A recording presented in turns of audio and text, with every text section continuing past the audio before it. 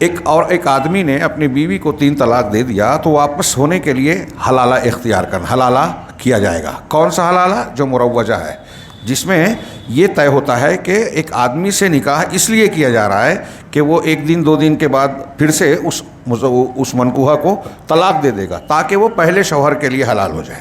جس نے 3 طلاق دیے وہ چاہے اکٹھی ہی دی ہو، اور عام طور سے یہ اکٹھی 3 طلاق دینے والوں کے یہاں یہ مسئلہ ہوتا ہے، جو سوچ سمجھ کر دیتا ہے پھر وہ پچھتاتا نہیں۔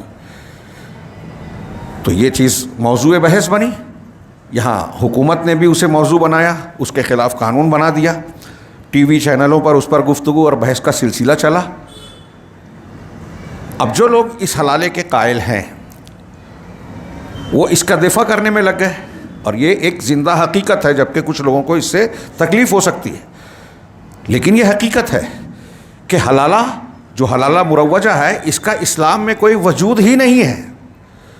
اللہ کے رسول صلی اللہ علیہ وسلم نے اس عمل پر لعنت بھیجی ہے، لعن اللہ المحلل والمحلل لہ، بالکل صاف حدیث ہے، اور جو لوگ اس کے قائل ہیں وہ بھی اس حدیث سے واقف ہیں کہ حلالہ کرنے والے اور جس کے لیے کیا جائے دونوں پر اللہ کی لعنت، رسول صلی اللہ علیہ وسلم کی زبان پر، زبان مبارک سے۔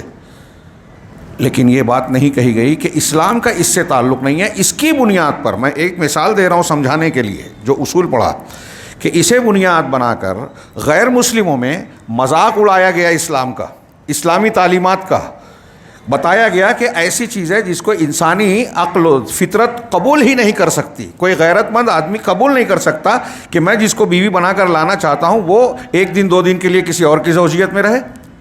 کوئی غیرت مند قبول کر سکتا ہے؟ ہم کہتے ہیں اسلام دین فطرت ہے، کیا یہ فطرت قبول کرتی ہے؟ اسے فطرت قبول نہیں کرتی، اس کا مطلب یہ اسلام میں ہو ہی نہیں سکتا۔